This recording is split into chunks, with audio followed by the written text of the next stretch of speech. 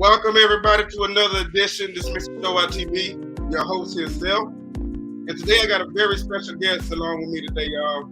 This is a very special friend of mine. She helped me along the way and she knew my journey. When you say tough love, hey, that's what she brings to the table. But she only do it out of the kindness of her heart. This is a very, very, very true person to me. Y'all, and today I am welcome to have Jennifer Mitchell as a guest on Mr. Show Out Recovery Talk episode 6 today. Okay, today, y'all, today we will try to understand ourselves. We will look ourselves in the mirror and stop pointing the finger. Today is the day that we will make a change, make amends, and try to just find solutions for our addiction. Today we'll be letting go of the old you and entering the new you. Today we will be looking at peer pressures and the influences on the youth. Also, drug abuse as a social problem in the community. Last but not least, music and the influences it has on today's culture. But today, my special guest is Ms. Jennifer Mitchell. And I would love for you to introduce yourself and tell everybody, your journey. I know you done finished school and everything like that. And I'm so pleased. So just introduce yourself to the viewers. Thank you for having me. I'm Jennifer Mitchell on Facebook. I'm actually Jennifer Washington. I've been working this recovery thing for about 4 years now. Just been a blessing to others. Also been a blessing to me to know that I'm out here trying to help people to better themselves and know that there is a better way than out here using substance. There is a better way to be out here to deal with life and better coping skills to make things better. First and foremost, just having that higher power and putting God first. And then taking the necessary steps, using necessary tools that you have been taught from your parents, even if you're going to recovery, attending AA meetings, NA meetings, just applying those tools to everyday life. It's not what you missed, what you didn't apply in so many words. So somebody have said something along the way to encourage you, to uplift you, to give you some kind of sense of direction in order to solve our problems in a better way besides going to use a substance. I work here at Death Recovery Center. We are a inpatient treatment facility. We do house men and women. We hold up to 26, 14 males and 12 females. And the program is up to a 40-day program, which we do accept private insurance. We have ADAP funding for the ones that can't afford it. And so if anybody needs any help in recovery, feel free to get in contact with Miss South that's in your area, and we'll be glad to have you to better your life. There you have it, everybody. She's been a very, very important person in my life and through my journey. She was one of the ones along the way that really helped me out with all the encouraging words that I needed. Because when you go through an addiction, everybody, sometimes you need that strong love. And that's really what I needed at that time and point in my life. I was I was at the moment where, you feeling defeated.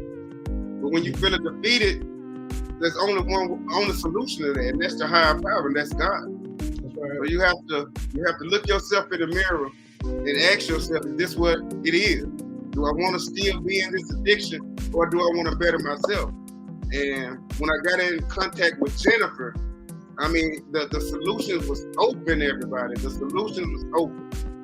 You had to open yourself up to allow new information, and that is exactly what I did. That's right. You can't go into your recovery closed-minded. Right. Whether you come into treatment, whether you go on attending a NA meeting or AA meeting, you have to go in there open-minded and just be receptive. You got to be teachable. In order for you to learn anything new, in order for you to change, you got to be teachable. Somebody have to be able to teach you something. If you're not willing to be teachable, coachable, man, you fight a losing battle. You got to be able to want to be willing to learn something. I always tell people, it's to the point where it has to be I can, I will, I must. We can say that we can do anything. We can also say that we willing to do some things and still not put forth the effort. But when it comes down to you working your recovery, it has to be I must. I must complete this. I must be clean and sober. I must attend these AA meetings, these NA meetings, because these things, having structure is what's going to help you to battle this addiction that you're trying to separate yourself from. And so I tell them all the time, it starts with change, and the change starts with you. In order for anything else to change around you, you got to change yourself. You're only responsible for you. You're not responsible for anybody else. But the change starts with you. And it starts mentally. You got to have a better mindset. You have to be more positive. You just have to invite positive things to change that mindset in order to promote that change. And you got, like I said, it has to be where in your recovery, I must change. Yes, and that's very impactful also, because when you striving for that change, you really gotta, like you said, you gotta just be ready to do it. That's I right. remember one time you was telling me that I couldn't do it for my sister, I can't do it for my mama, I can't do it for my wife.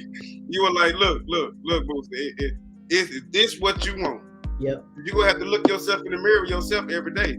If either you go fake it to make it, or you just go really try to do this to really try to better yourself. That's So right. I really, right now, give thanks to you. Really, you're like a real big sister to me.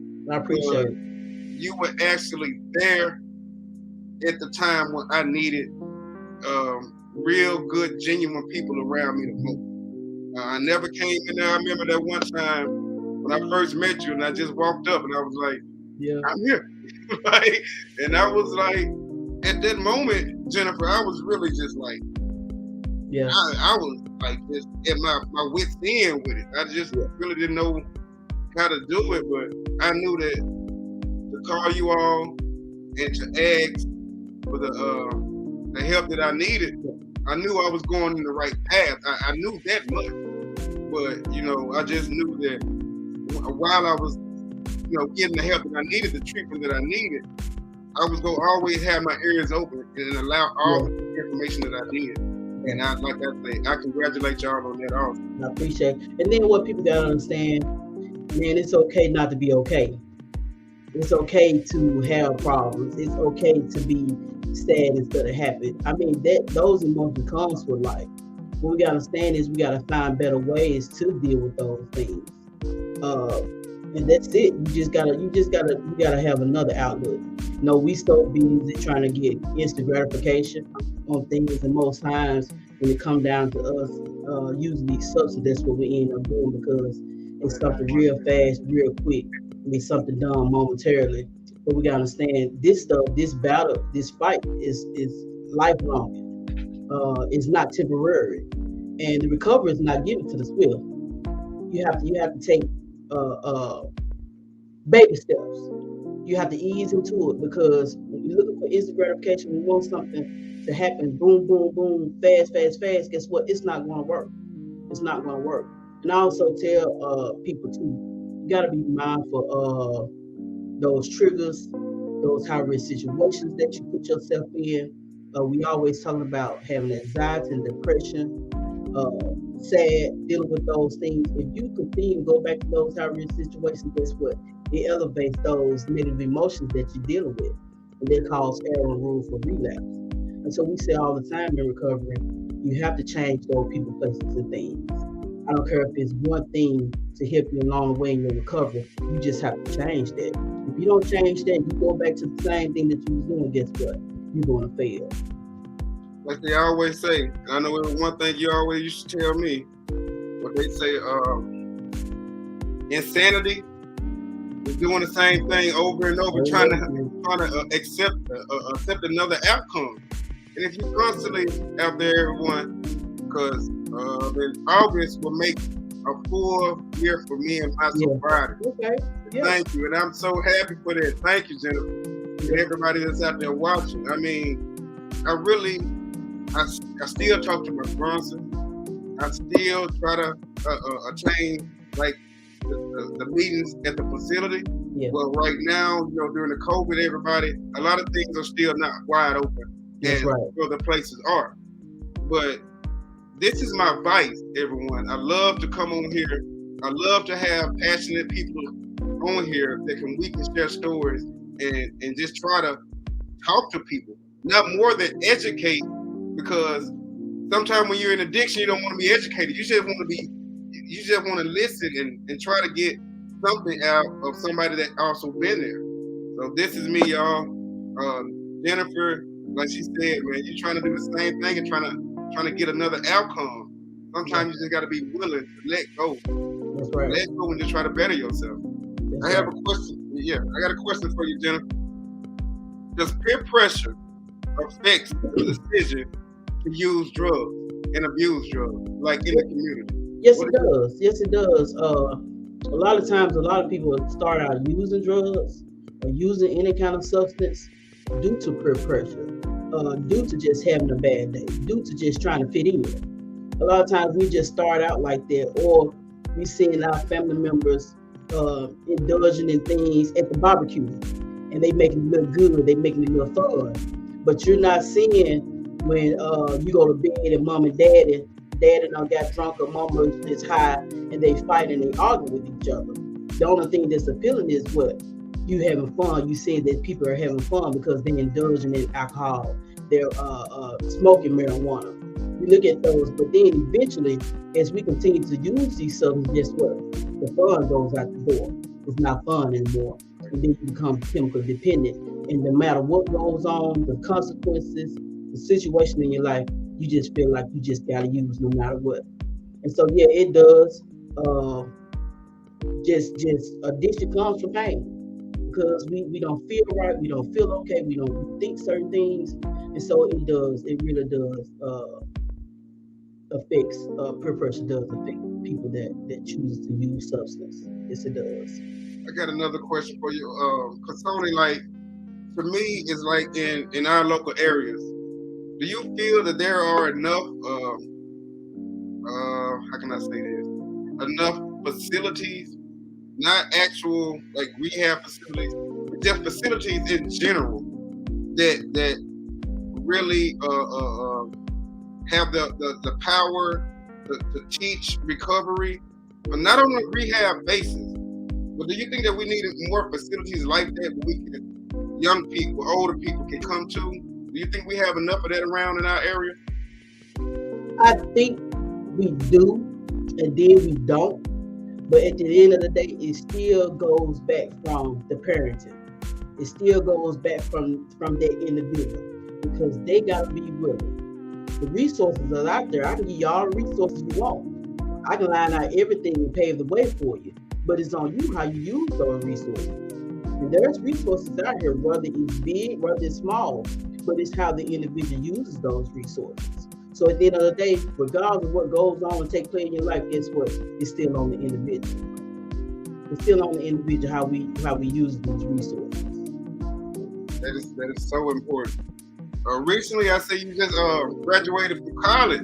Yeah. Okay, tell us how that experience it was. It was kind of hard with me working.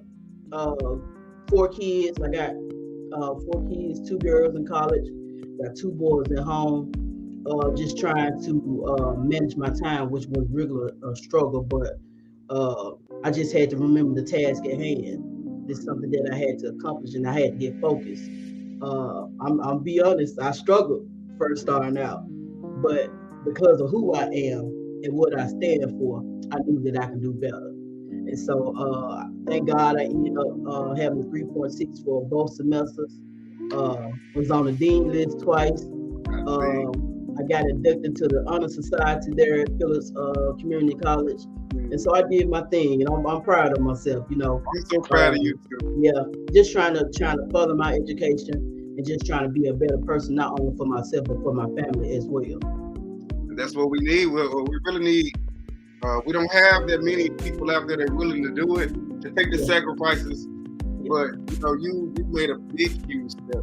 Yeah, and man, like I said, man, it takes special people to deal with customer service, to deal with people, period. Man, this ain't for everybody. Right. You know, you gotta treat people the way you want to be treated. God is love. Love is God. You gotta have God in your heart. You know, you gotta love people. You can't pass judgment. You know, you out here, you gotta help people. That's the thing. And if you want to put people down, want to pass judgment, not willing to encourage, not willing to just tell them how it is, you know, straightforward, don't sugarcoat anything, you can't do the job. That's just it.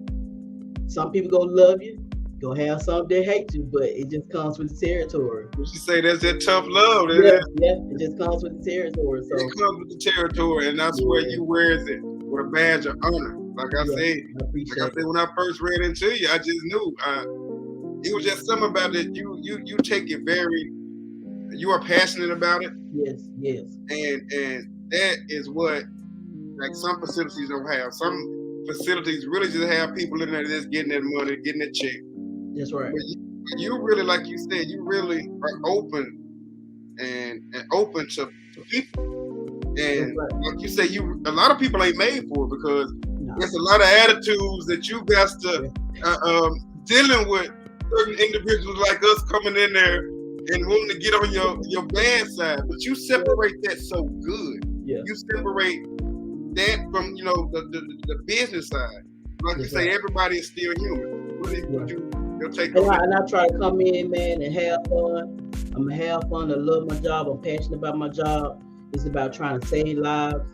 But at the same time, if I'm still gonna do my job at the end of the day. You know, being just out there just doing things and letting people get by, that's what you was used to out there on the streets. But now that you're in recovery, you have to change that whole addictive behavior. You got to do something different.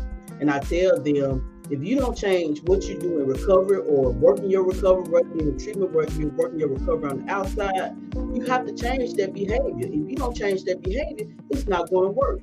I don't care if you stop using substances and you start using Red Bulls or drinking sodas. It's still the behavior. You got to change the behavior. Once you change the behavior, and everything else will change around you. And what you do in recovery or what you do in treatment is going to set you up for your present and also for your future.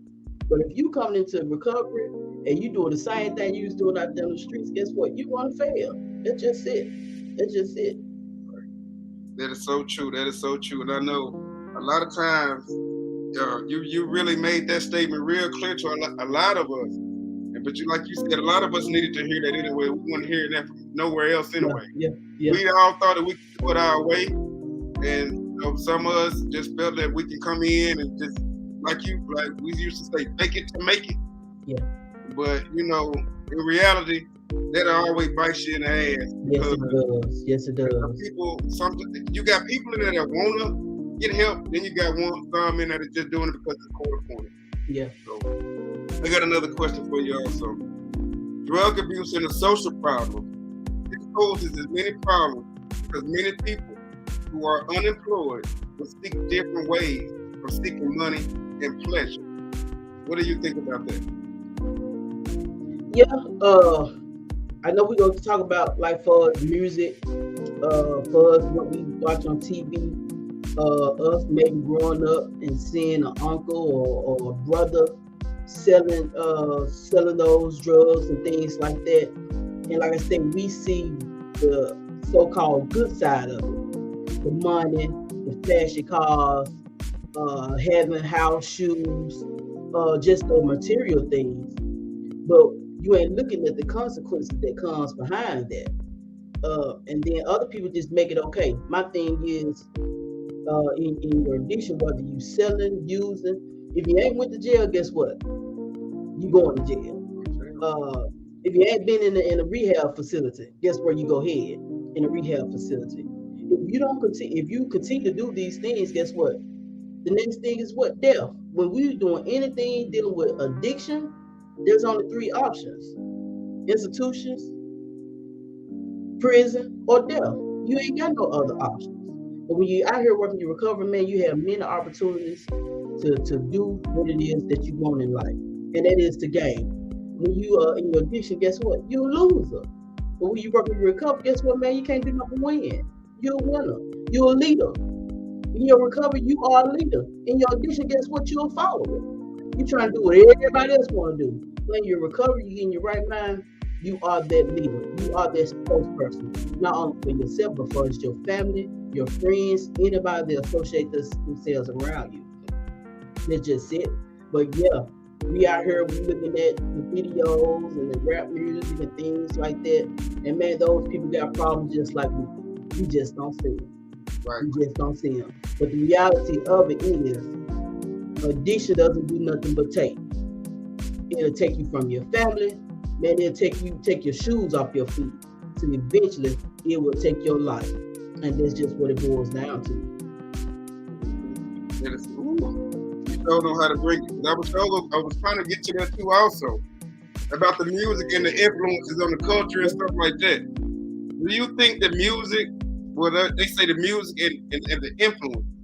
There is no doubt that the culture has both positive and a negative influences on the issues of drug abuse, especially in the era of globalization due to the easy access of information through the internet.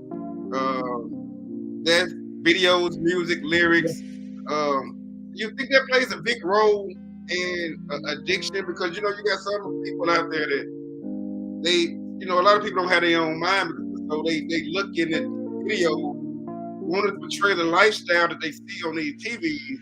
But like you were saying, that you don't really know these entertainers. Some of their lives are worse than ours. Man, it's fiction. Mm-hmm. That stuff is fiction. You got rappers out here that's talking about being bad in the street and I shoot you. But then when they go home, guess what? They living in a whole other total area. Haven't even probably been raised up in the ghetto, just about what they think is the norm or what is new now. And it does affect, guess what? The cell phone, anybody got a cell phone, internet, we always constantly listen to music. Yeah, it affects us. The internet, hey, a whole nother world. A whole nother world. And it makes false promises. It's fiction. It's not reality. That's just it. If you know better, you got to do better. These people get paid to make this stuff look good, sound good. Yes, it's just, you told that, like, that's another thing too. To piggyback off what you said is like they'll go home and be living a whole nother life. They probably been a 4.0 student in high school and graduated college, but they see how it's easy to go make a rap song talking about drugs and money and get a big boy bag. That's right. Yeah, and so I was also thinking about, ask you a question like, why don't we have enough entertainers out there that's willing to talk positive? Because we all know that anything positive don't sell. Negativity, drama, violence, that is all, that's really what sells. But why don't we have enough entertainers that are willing to talk positive and really to, and shed light on the positive things of life? I think a lot of them, man, they just ain't hit rock bottom. A lot of them ain't just really suffered, enough, or had a lot of things to endure or come back from. A lot of them ain't had a lot of setbacks where they can be able to tell somebody, hey, I did this and now I'm doing that. Like I said, a lot of people sell their soul. They sell their soul and get paid to talk what's being discussed and what, like you said, what people like. But when you actually been through some things, you actually had to grind and you had to work hard, then more people be more motivated to speak on the positive and come and try to help someone. That's our thing, man. We don't want to help each other. Our main thing, God wants us to do is love. That's our mission. It's to love. It's to help each other. It's in the word. It's in the book. But that's the thing, man. We so busy looking down at people. If you go look down at them, guess what? Pick them up. Right. We just look down at them. We'll keep them down. Just people just being selfish and not trying to help the next person. We all about gimme, not trying to spread the positivity about life and the things that we've been through. But I think, if people get from their selfish ways and just really truly get out here and help somebody, things will be a lot better. Because guess what, man, everybody needs help. Somebody had to help somebody along the way. That's just it. because they didn't get to where they got to by themselves. Somebody had to help them. That's just it. That's just it. That is so totally. That's, whew, girl, you bringing it as usual. You bring it, but that is so true though. We just really seem like we don't have a lot of steppers like in the community. What I mean by steppers is influence, positive, like higher ranking people. You know, like you said, they so busy worrying about their own glory, glorifying themselves. Do you think there's a problem with people in our community, like you said, trying to help the people that need help? We don't have a lot of people that really, like you said, that really out there that want to help the people that was in my situation, that's going through rehab, that's suffering, that's battling. Yeah. Like you said, most of them just want to look down on us. Yeah. I think, you know, a lot of that comes from, like I said, for me, this is just my opinion. Man, how you been raised, how you been brought up. Man, a lot of people out here haven't been taught love or showed love. My people showed me love and they taught me love. And a lot of people haven't had that. So if anyone haven't showed you love or taught you love, how you able to give it? How you able to give it to somebody else when you don't even love yourself? Or we quick to say, man, that ain't none of my business, this is life. But if you see somebody and you know they need help, guess what? At the end of the day, it is your business when you talking about it. It's your business. It's for us to get out here and help one another. I ain't gonna get over here and just preach because the church people, we the main ones. We supposed to be out here getting out here, not trying to keep the people in the church, but man, get the people that's outside the church and bring them in. We so focused on who's in the church, but man, we got some people down here that's searching and looking for acceptance, a place to belong, and that's our job. We say that we believe in Jesus Christ. We followers, we his disciples. Guess what? We supposed to be out here, man, spreading the word and uplifting and encouraging people. But guess what?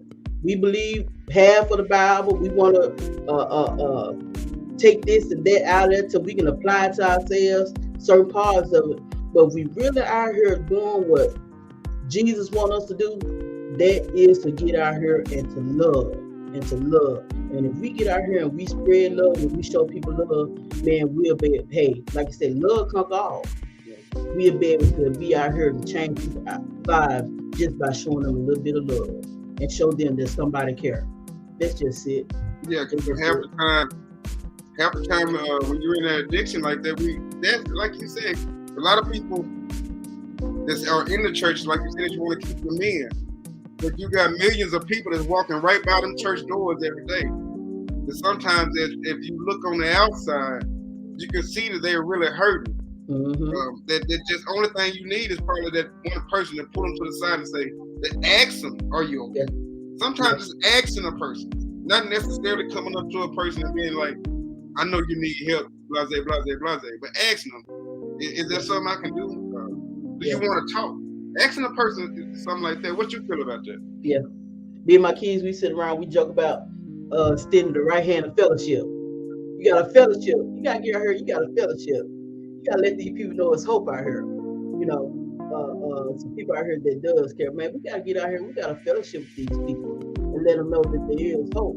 And if you change your life, some good is going to come out of it. You know, coming into recovery, man, you gotta let people know it's hope in what you're doing with changing your life. If you can't find hope in recovery, man, I don't know what's going to happen, because that's why you come into recovery. That's why you come and try to change your life and do something different, because a lot of people don't have hope. A lot of people don't have nothing to look forward to because people don't push them to the side a whole lot, you know. And so with me working in recovery, anybody else working in recovery, anybody out here in the community that's trying to help people, trying to do something different, man, we got to go out here and give people hope.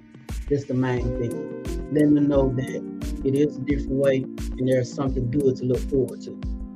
Yes, I know a lot of people have, addiction always touches a lot of people's family. Yeah, yes. Would you like to share, or do you have anything that you would like to say and have it touch your family in any kind of way? Man, yes, it have. And one thing for sure, when we are here in our addiction, man, you unstable. Uh, James 1:8 says a double-minded man, life is unstable. When we are here, man, we unstable. When I don't have to be an addict, but if I'm with somebody that's using, guess what? My life becomes unstable as well. Uh, and these drugs, guess what they have? What they have was double-minded. When you can't think the way you're supposed to think or make the right decisions and choices, man, you unstable. And we got to make the decision to decide what's best for myself. Because at the end of the day, I'm a mother first, you're a father. We gotta protect, and we got to. If I don't have, my kids don't have, and that's what we gotta look at it as a whole. And if you that leader of your family, guess what? Your family depends on you. Guess what? You gotta be that leader. You got to put away your foolish ways and be the man that God created you to be. Just as well, I have to be the woman that God created me to be. Uh, and so, man, just being in that addiction, man, your life becomes very unstable. Uh, and we train people the way to be a certain way. How is it that I don't use drugs, but you do, and I got your same behavior? You isolate. Guess what? When I see you come, I'm isolated. You come in defense mode. Guess what? I'm in defense mode. It's just a vicious cycle, and it's not going to end well. So when we see the signs, if we're going to, and to be honest with you, if you're not going to stay in that mess to help and try to see what you can do, I just advise and encourage anyone that you just got to get out of it. Because at the end of the day, no one is obligated to do anything for you. If anybody do anything for you, your wife, your husband, is only because they love you unconditionally and they know what person that you're capable of being. You just indulged in some things that took that away from you. But in order to be that father, that mother, and be the person that you need to be, guess what? You gotta leave the substance alone because that takes it away from you. Drugs don't discriminate.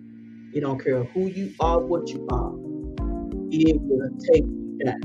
It really will. And so we just have to be mindful and just make the best decision for your family. Once it starts affecting you, affecting your kids, taking away, man, we gotta make a better decision. That's just it. Like I said, I've been there. At the same time, people gotta be more willing to change and want to change. Because at the end of the day, I can't change. The only person I can change is myself. We can go in, be in relationships and try to change people. But man, I don't care how much you love them. I don't care how much you do for them. If they're not ready to change, guess what? There's nothing you can do. There's nothing you can do. Was it in your did you always want to get into the business of recovery, or was it just something that you feel like it was needed at the time, that something you can tap into, that you knew that you was passionate about helping people? Was it something that you always knew that you wanted to do? No, to be honest with you, it just started out, just me needing a job, something different than what I was doing. And man, like I said, God do answer prayers. He does answer prayers, and I was in a job that I wasn't content with, wasn't happy with, and I just asked God to give me somewhere where I can be stable. I'm getting older, so I can be still. I have family, and I just ended up, here at Death Recovery Center. And like I said, man, how my family is. I got my mom, my 6 brothers, my kids, man, our family always have helped people. Man, my mom helped people now, and it's just in me, it's just in me to help and love people and just try to take care of people. That's just it. So I just thank God for placing me here, to know that if I help somebody, I'm doing my job. I know I can't help everybody, but if it's just that one person that tell me that I have helped them along the way, I'm doing my job. I'm doing something right. That show how I feel like really this is like my advice. It keep me focused. And with the addition, me and my wife will be having another son next month. Yeah, I heard. On a Tuesday night. So they give that's an added motivation to me. Yeah, That's added motivation to me. Like I say, since I got out of the recovery center, I have not looked back. But I'm not perfect by a long shot. I just don't do any of the old habit, my old ways. exactly. But I have transformed because I continue to go to school. In August, I'm waiting for the second semester to open up. So I'm still going to school, and it's a blessing what God can do. A lot of people say that the 12 steps are essential, and I truly believe it. And I still work the 12 steps. They are essential in recovery, no matter how you want to cut it. Yeah. But putting God as the forefront. That's right. You got to put God as the forefront, or whoever that higher power may be. Yeah. When you open yourself up and you put the higher power as the forefront, He will lead you to the way. I mean, and then you can also implement the 12 steps along with that. Yeah. Are there any? Well, doing the 12 steps, are they really essential to your recovery? Or yeah, they are, but like I said, it's just me. My thing is, man, it just depends on the individual, because what might work for you might not work for me. Right. I might just need to be staying busy, and that's just by me just getting a job. But then you know what's work for you. You might need a job in and outpatient. You might need job besides God, but all these other things, Celebrate Recovery, you might just need the whole thing. And then somebody just, like I said, don't have to have all that. It just depends on the individual, but they do say that the 12 steps will work. I do believe in the 12 steps, but also it's just what works for the individual. My thing is you just have to do something different that you haven't been doing. And that is attending those meetings. That is doing outpatient. That is going to Celebrate Recovery. That is maintaining a JOB, working. If we get back to family, a lot of times addiction wouldn't even be a part of a lot of our lives, because addiction takes you away from what? Family. But we get back to family and doing what we're supposed to do, meet the needs of our family, man, we ain't gonna have time for that other mess bullcrap that we entertain. We don't even have time for it. So at the end of the day, I always say it's on the individual. It's on that person. They know what's going to help them in maintaining being clean soul, because a lot of times they don't have some clean time. And if they look back on what they was doing during that clean time, they know what it's going to take. You just can't get complacent. You just can't. You got to keep that structure. You got to keep that routine. As soon as you veer off from that routine, there's room for error. That's just it. And what also people got to understand too, and I'm going to say this, we always say, well, I'm clean, but a lot of us are clean and not sober. That's why I always say clean and sober. A lot of people can be sober from alcohol, but you ain't clean from smoking marijuana. Right. So at the end of the day, we have to be abstinent from all substances because of the behavior. Right. And we gotta get away from them and say this marijuana thing. Everybody always trying to double down, try to make it justify. Oh, I just smoke marijuana. Guess what? It's still a gateway drug. It's a gateway drug. Yeah, it's still is. First and foremost, it's still a substance. Yeah. I don't care what you do, it is a substance. Yeah. You can't get a job if you got marijuana in your system. Yes. If you got a PO, guess what? You pee in the cup, guess what? You started for marijuana, you got a problem. That's it. You dealing with DHS, guess what? You got a problem. Just because I got my medical marijuana card, it don't matter. That stuff is still not legal. Medical marijuana is for the senior citizen, as I tell them. It's for the old folks. It ain't for us young people, because you gotta have that money to go to the dispensary, and then when you ain't got the money to go to the dispensary, guess what? You going out there to on the street. You going out there to the streets and you getting it. And then you don't know what you're getting. And a lot of that fentanyl, a lot of this stuff is taking people out. Exactly. And you come in here talking about, Miss Jen, I'm just smoking marijuana, but then I test the product for this, because you getting out here and you buying this stuff. Like I said, man, no one is safe. And I tell them all the time, anybody that's watching on here, if you are harming yourself, and then if the community out here harming you, guess what? You can't survive. If you killing yourself and then the community trying to kill you, you can't survive out here. There's no way. You defeat you losing a battle. You fight a losing battle. That's what people don't understand. But man, we gotta get away from this marijuana stuff. Like I said, at the end of the day, it's still a substance. It's still a substance. And that's what we understand. Because my thing is, everybody, I ain't gonna stop smoking marijuana. I tell them, hey, ain't no sense you come here. Ain't no sense you come here, because if marijuana was enough, that's where you would be. Right. You would be here. You would be using milk. You wouldn't be doing no crack cocaine or no powder, anything. If marijuana was enough, you wouldn't need no alcohol. You wouldn't need all these pain pills and things like that. If marijuana was enough, guess what? You wouldn't be using these other substances. So people got to get away from talking about this weed stuff. You know, it just ain't it. It's just not it. You sure know what to say. Man, you're a liability. My thing is, you go to work, smoke marijuana, and something happen, they drug test you. Right. And the company can be liable too. I mean, man, you're a liability. It's a lot of things that goes along with that. Man, it sure do. So, people got to get away from that. People got to.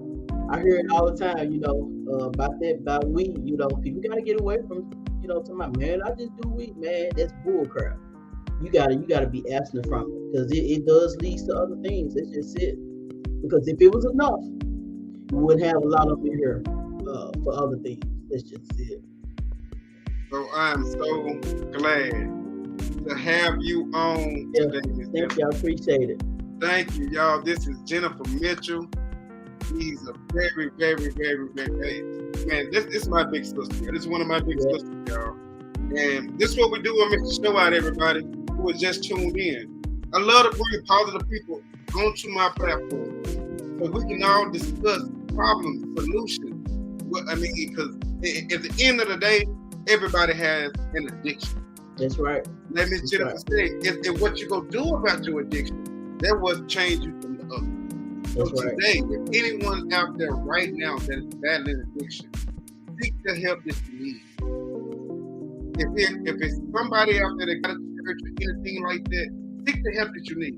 Get on the phone and try to call someone that knows the person.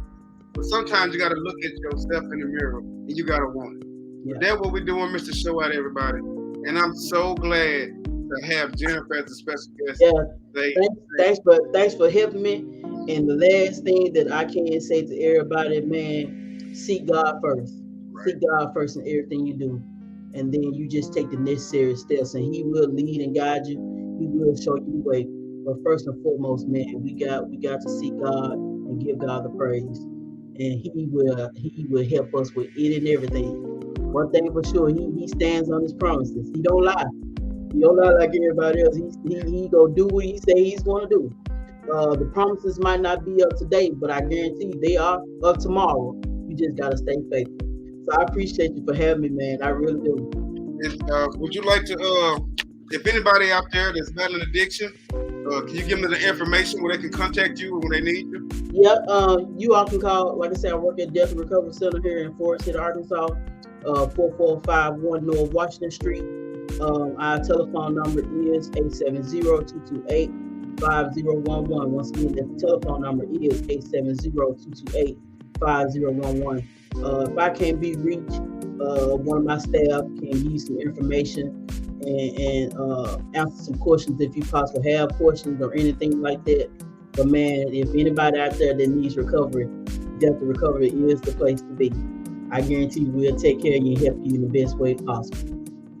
Thank you so much, Jennifer. You're welcome. You're welcome. We'll be happy on the show again. Hey, I appreciate it. Thank you so much.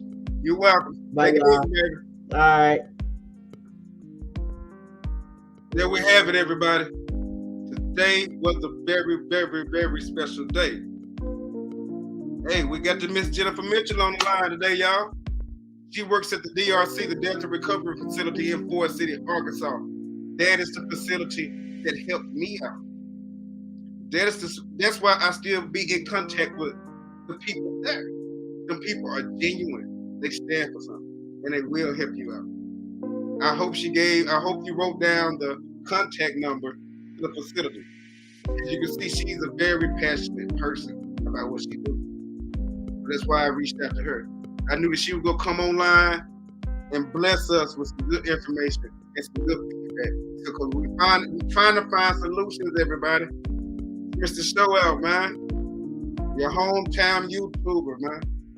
This is what I do though. If you just tuning in on Facebook, hit that like button. Thanks for watching. If you on YouTube at the moment right now, hit the subscribe button first. Hit the subscribe button. And thanks to a lot of the people that be sending donations to my Cash App to make the show better. All the donations are going straight to making this show better. Getting better interviewers on here, better people, all the donations. So if you thanks for the ones that are sending donations, but that ain't what we're about. But I just want to give thanks to them also because they do it out the kindness of their heart. But this is Mr. Show Out TV platform, where we discuss addiction and recovery related topics. So if anybody out there right now, you battling addiction, man, do not give up. Today is the day we stand up and we go salute each other. If you see somebody fall and say we don't pick each other up enough, if you see somebody down and out, man, don't look over them. Ask them do they need help. Ask them if they need somebody they need to be talking to. The times is changing, man, and everybody in for themselves. We got to start helping each other out again. It's good to show out. And also, I forgot, last but not least, today makes 1,000 subscribers. I done hit the 1,000 subscriber plateau. So I'm saluting that also. And what better way to bring in 1,000 subscribers than with Miss Jennifer Mitchell. Thank you, Jennifer, for coming on.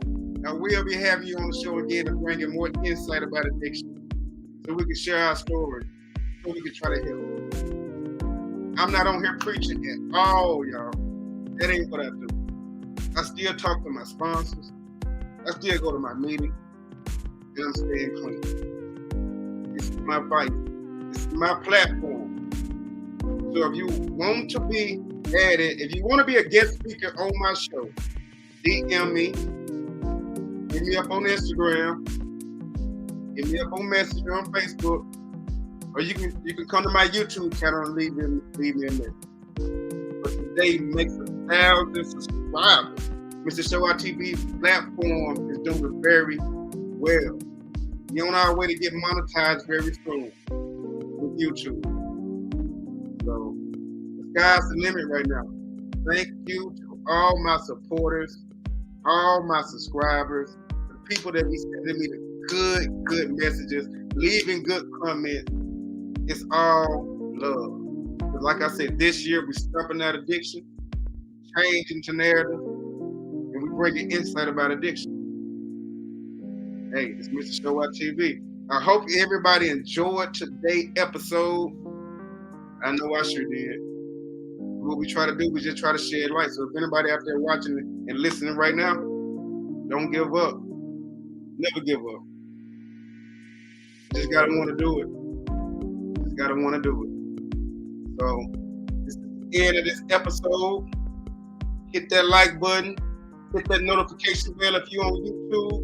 Hit that subscribe button so you can be informed when I drop new videos. You can get notified every time I'm going live.